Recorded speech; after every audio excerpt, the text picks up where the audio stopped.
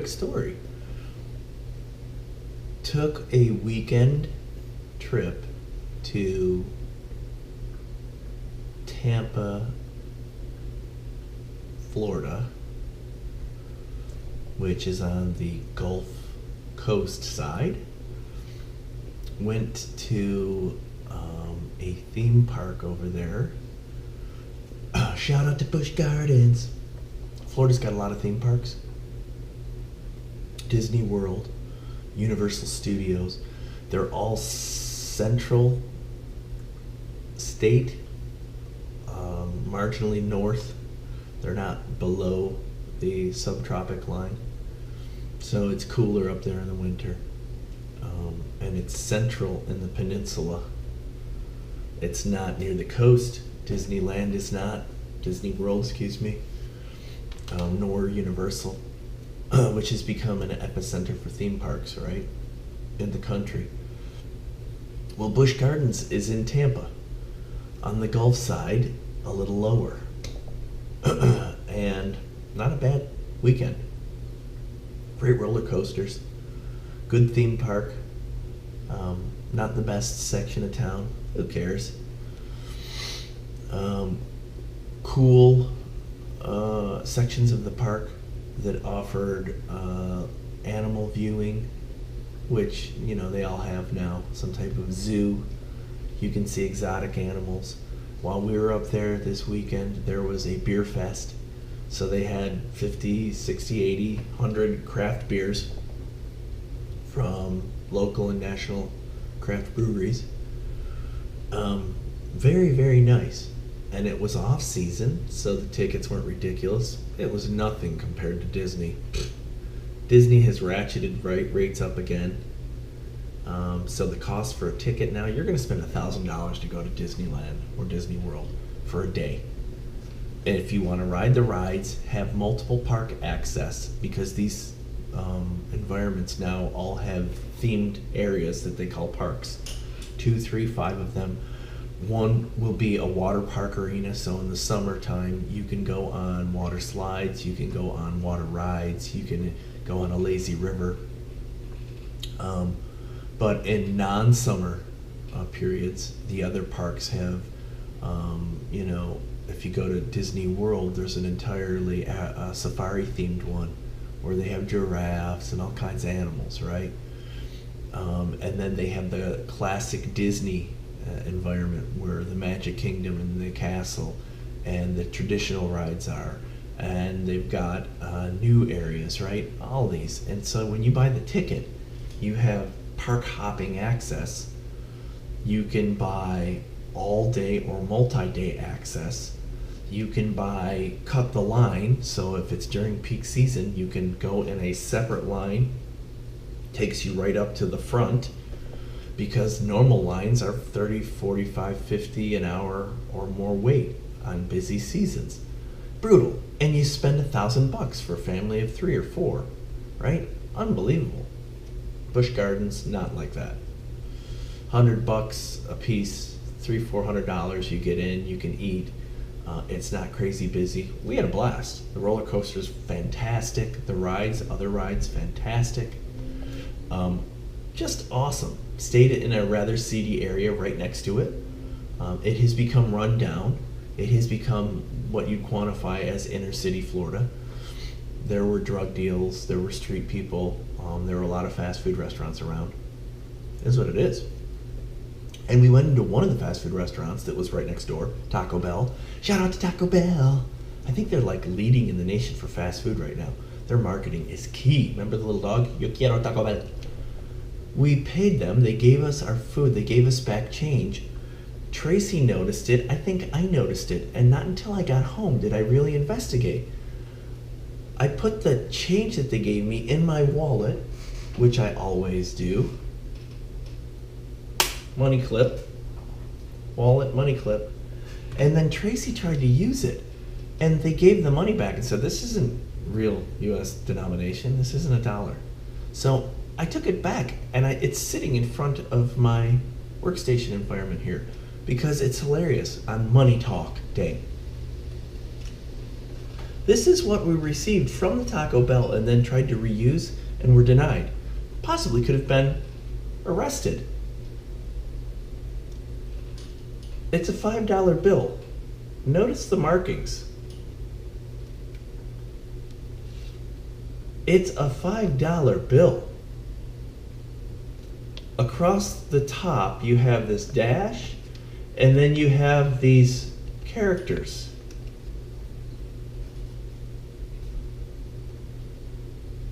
But if you look at this thing,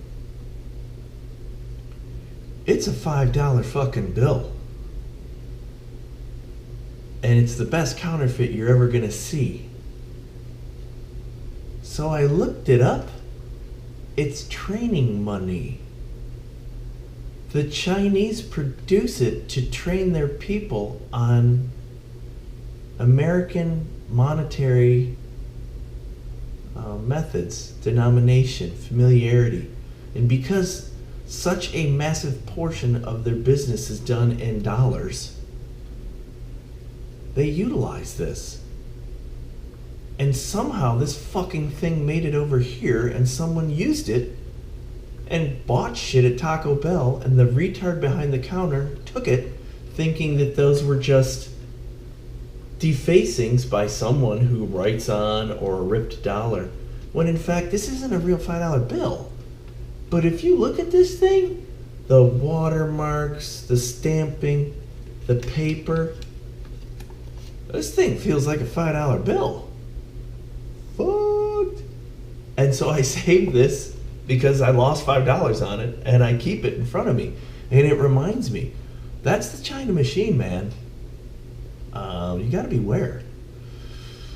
So, caught me off guard, and I'd never experienced that before. And I think a lot of people in the financial industry, they've probably seen those, especially if you work in, major banks and stuff that have training, or if you have international undertakings. China seems to be, not an emerging, but a massive market. And often, if you work in international banking, you're gonna, experience things of that nature. The multiple denominations, the world dollars, right? Whatever the currency is. And then these offshoots, a fucking training $5 bill that made it into circulation that somebody used to buy Taco Bell. Brilliant. So I guess I'd have to go back to Taco Bell and they'd be like, okay, then yeah, and they take my money, right? Put that with a 20, and they'd slide it right in the register. Back in. What's just like a $5 bill that somebody jacked with? Special edition, money news, money! Who doesn't like money? That's money. Who doesn't like money and then some news about money? Shoot. Everybody likes money. The last half of this year, the last 2 quarters, have been tumultuous in the financial markets. The global markets, the investment, the oil, the trade, the international geopolitical, the everything, man. Brexit's crazy right now.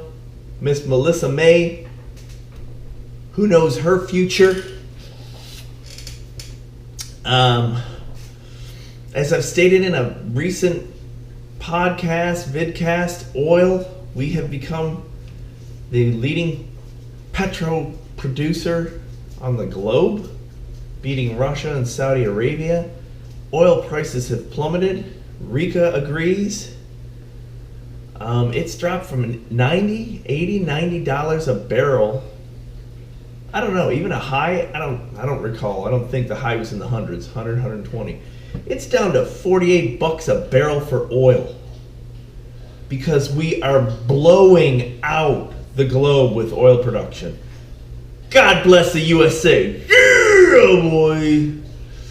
Even though Mr. Elon Musk just unveiled his boring company tunnel under LA.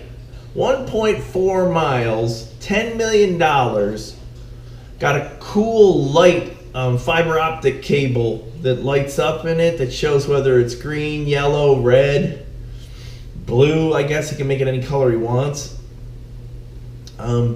It's one of those weird lifts, the like xylophone lifts, Your car drives up. It lowers you 45 feet.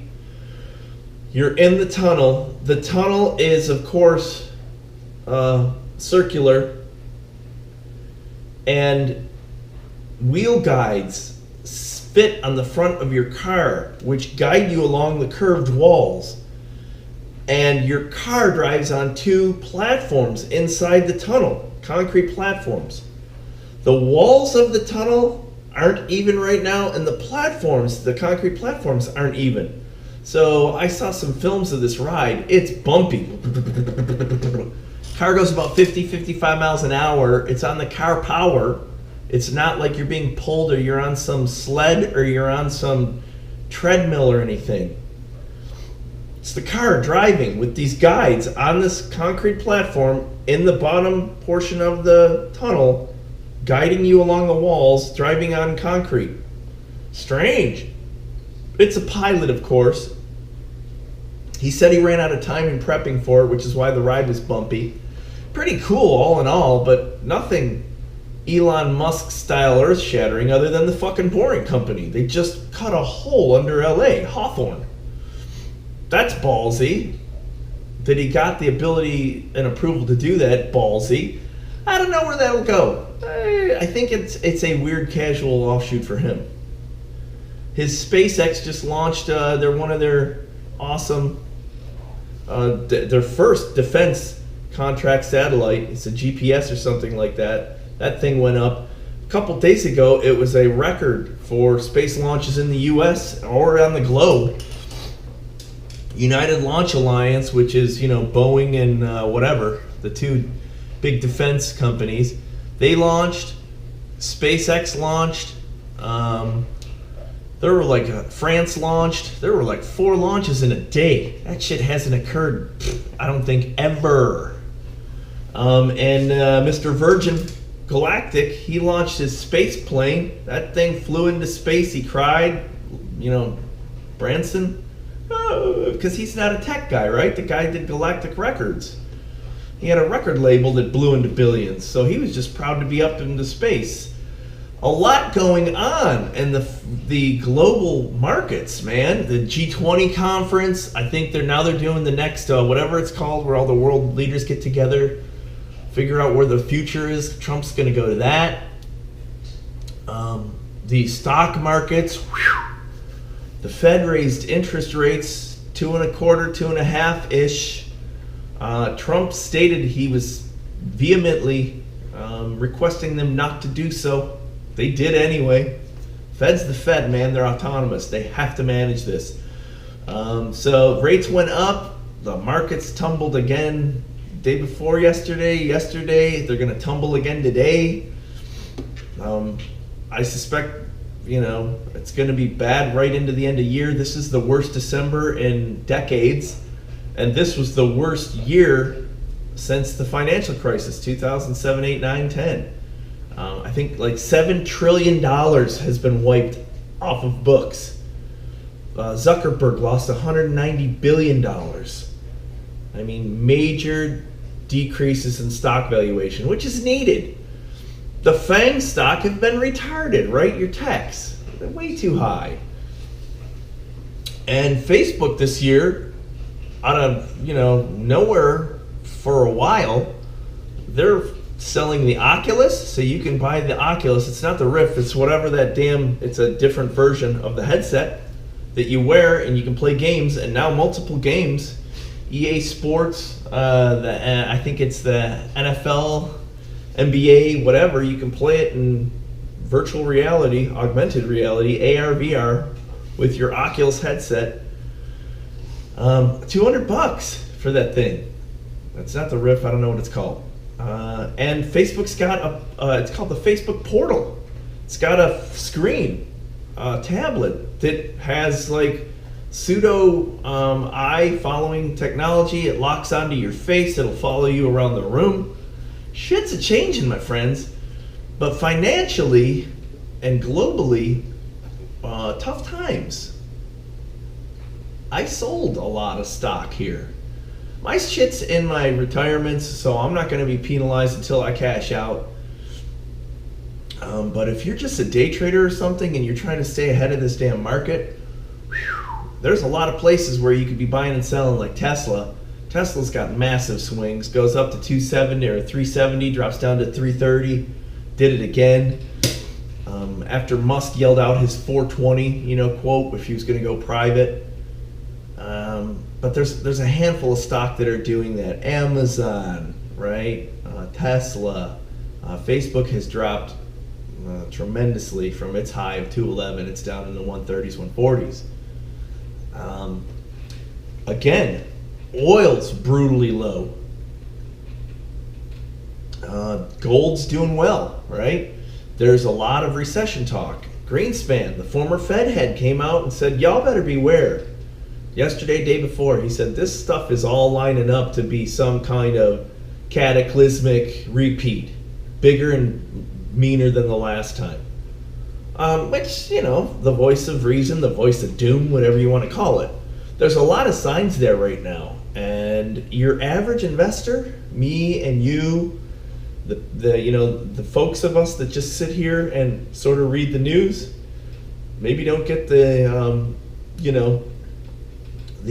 Wall Street Journal. Just look at your average CNN, Fox, NBC, MSNBC, whatever. Be leery of your cash. Be leery of your retirement. Be leery of your stock. Maybe tweak down that percentage that you've got. If it's like a third or a quarter, maybe back it out a little more. Put a bit more in cash. Interest rates are up. Buy a nice CD at your bank, for 1.5%, whatever it is. It's not zero anymore. Remember, they give you a 0.3%, 0.1%, 0.9% on a CD 6 months for $20,000. Like, fuck, dude, what am I getting from you? Nothing. There's annuities that are out there. And it's weird, but a lot of the annuities have a signing bonus. So you put your thing in an annuity, and they give you, like $10,000 or 6% or 10% additional for putting your money in there. Not bad for a period, So there's different tools, but you got to be smart. If you're just letting it ride in the stock market, there's the very high likelihood that you have taken a massive hit in the last few days. Again, this is the worst December in quite a while. And the worst year since the Great Depression, recession, whatever, the Great Correction in 2007, 8, 9. You better be leery because it's probably going to have some more correction coming on here. The Fed has stated they won't increase interest rates more than 3 times in 2019. They went ahead with this increase. The government, Trump didn't want it. They did it anyway, and they're going to ratchet back how many increases they have next year, probably 3 max. But that spooked all of your real estate individuals. Your banks love that. The interest on their cards go up for borrowing their money. But overall, that spooked the financial markets, and you had a decrease, right? The low oil isn't helping the financial markets. It causes a glut. The normal flow around the globe from the Middle East, from Russia, from your big producers is now interrupted. And so it fucks everything up, and it queers a lot of the deals that are going on, right? And we're, like I said prior, we're selling oil.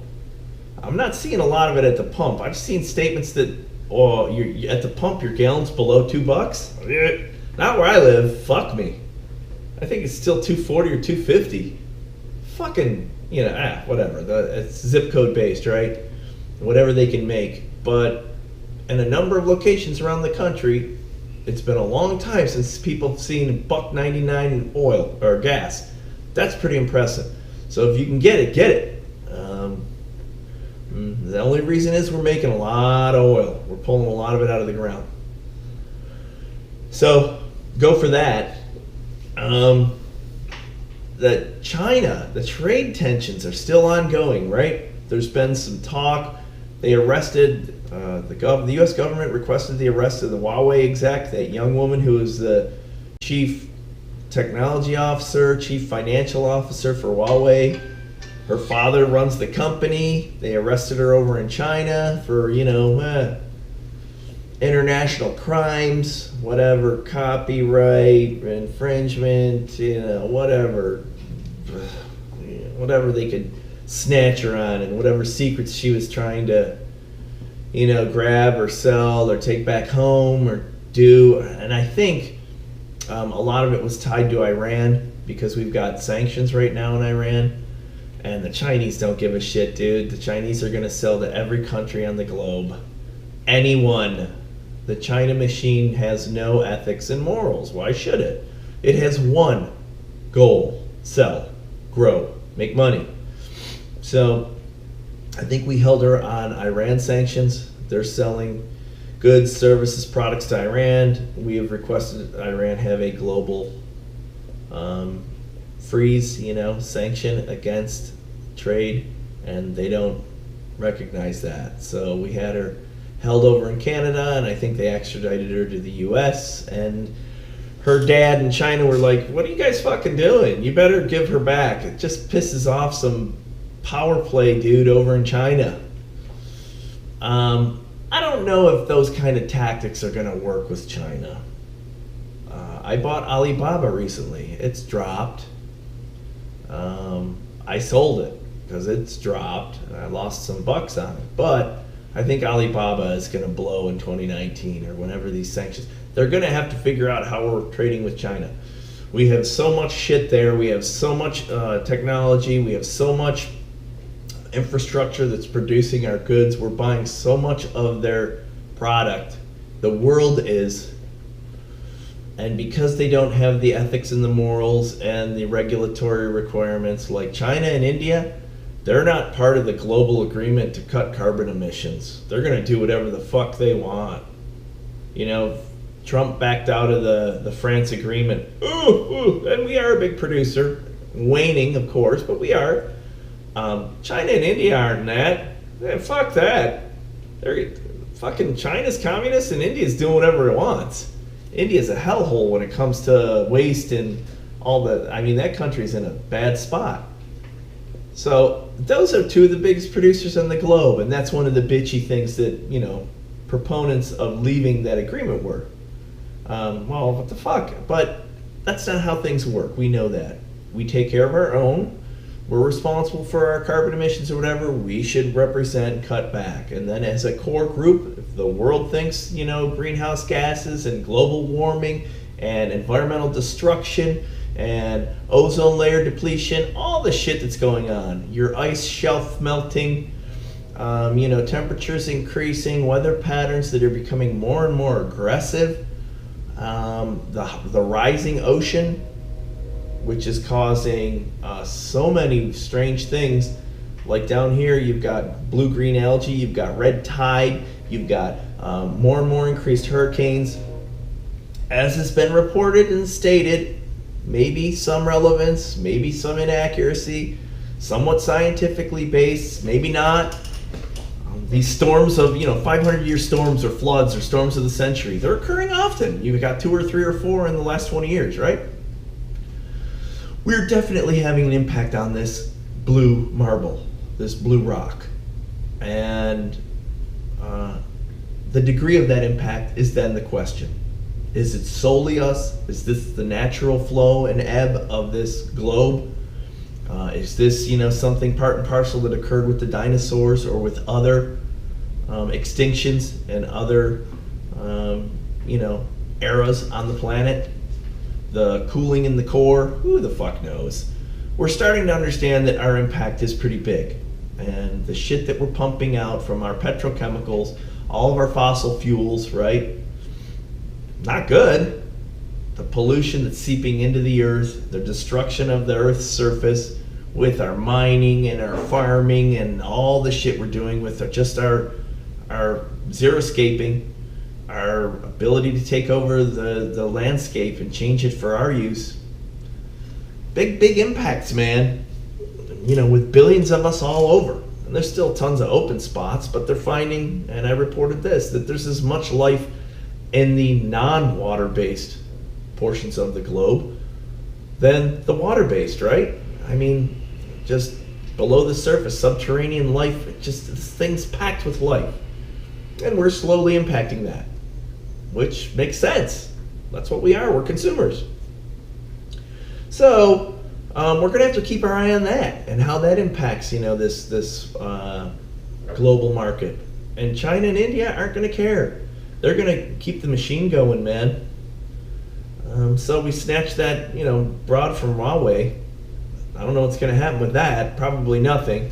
But those damn trade fears, they have to be squashed to the 90-day, 60-day, 90-day freeze on the trade embargo or the trade tariffs or whatever we've got going on.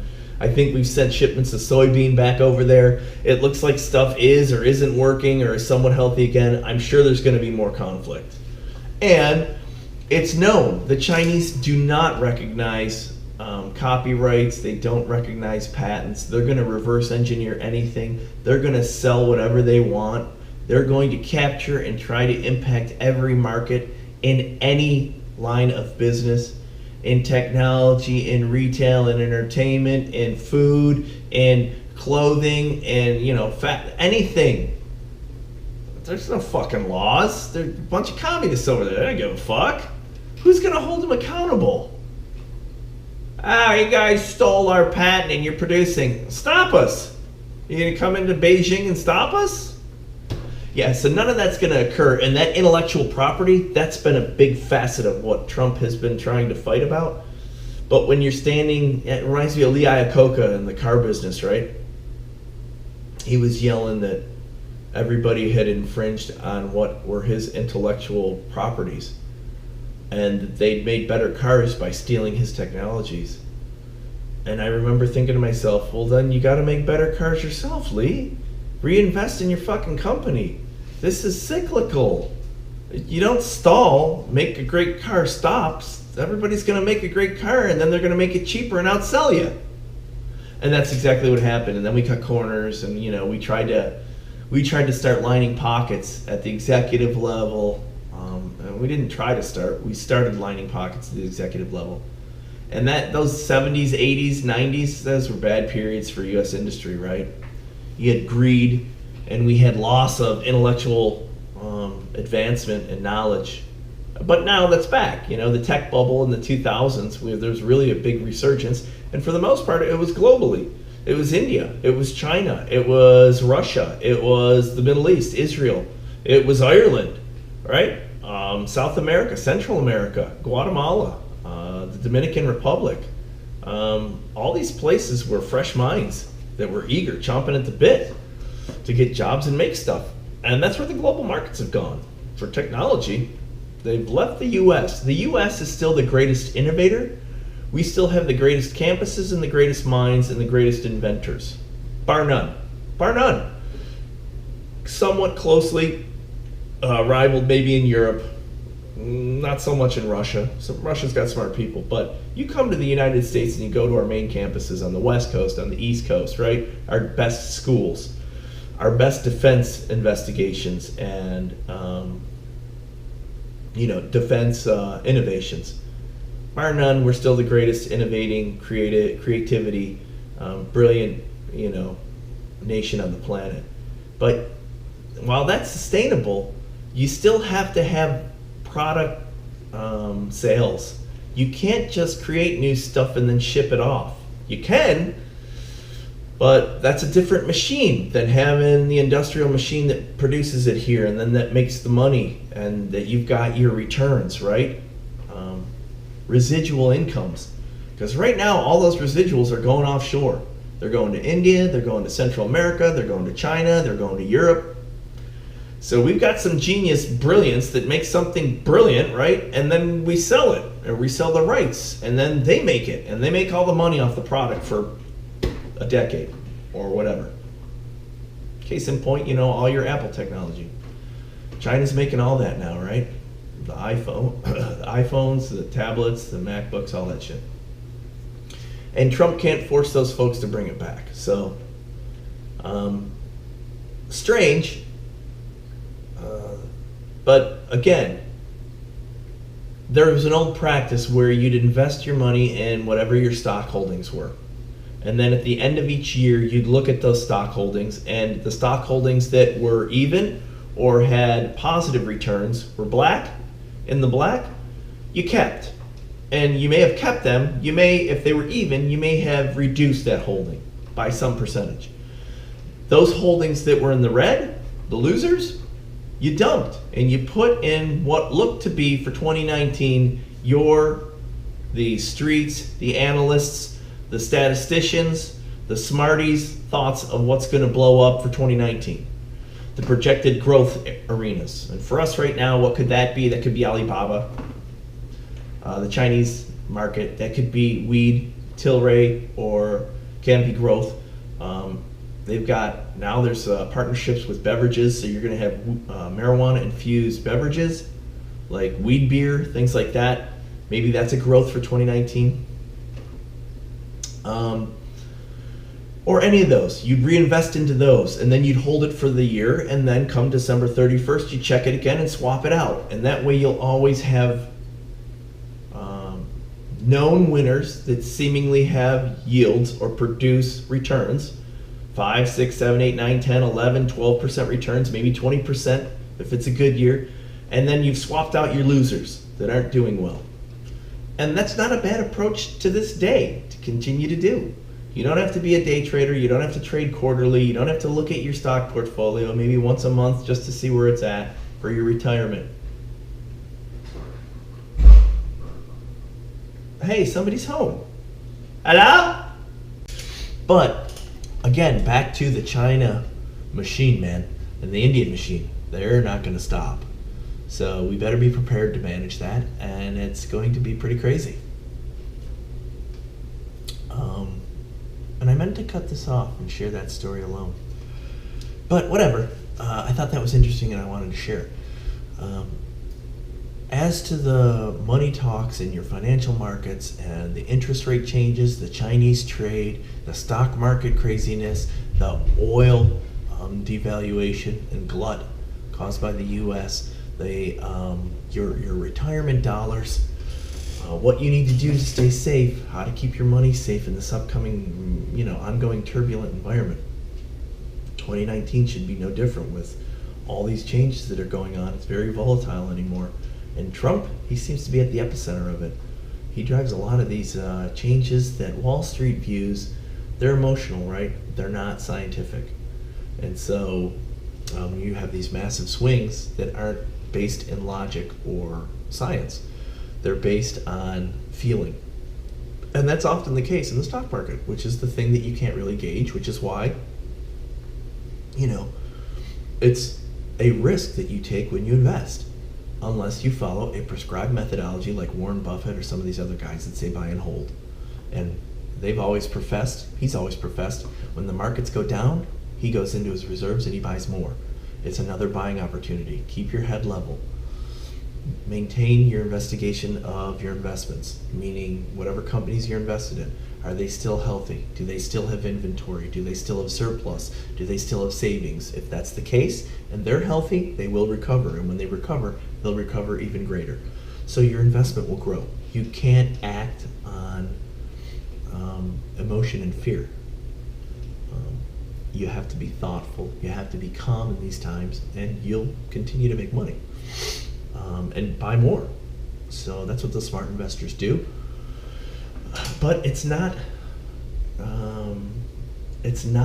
intelligent to review your holdings right now. It's the end of the year to take a recollection of what your health is, make some adjustments for the 2019 year, and start out fresh. And it's also not bad if you've had major losses in specific holdings to get rid of them. Regardless of your current status in life, if you are in retirement and you're collecting some of those monies, it's still smart to unload losses, write that loss off. Tax time is coming up. If you have flexible spending accounts, HSA, health savings accounts, whatever you've got, to utilize those monies. Sometimes those don't carry over into the next year.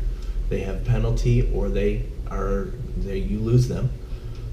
So take note of all the things that you have as we dial down to the end of 2018, and prepare for a healthy 2019 for your financial health. 2019 may be a tumultuous and dangerous year. We'll have to see. But if you're smart and you're paying attention to what you own and you're trying to listen to all aspects of news and information without acting irrationally or quickly, without thought, then you'll be fine. And it will be another great year. This has been a great decade. Post the 7, 8, 9 massive recession. And we should prepare for another recession, it seems. The stock market is highly overvalued. Everything is really, really high. We're in the mid 20,000s. So there could be major corrections here. We need to be prepared for those. But be smart, be safe with your money, and good luck.